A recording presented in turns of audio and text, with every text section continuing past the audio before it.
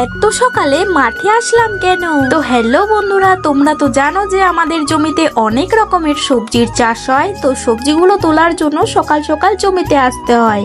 আজকে তুলতে এসেছি বরবটি। এটা হচ্ছে আমাদের বরবটির ক্ষেত। জানো তো, বরবটি তুলতে অনেকটা সময় লেগে যায়, সেই জন্য বাবার বাজারে যেতে দেরি হয়ে যায়। আর দেরি করে বাজারে গেলে সবজির দামটা কমে যায়, তাই তাড়াতাড়ি করে তুলতে হয়। দেখেছো বরবটির ফুলের রংটা কত সুন্দর। এখানে আমার মা, বাবা, কাকি তাড়াতাড়ি করে তুলছে।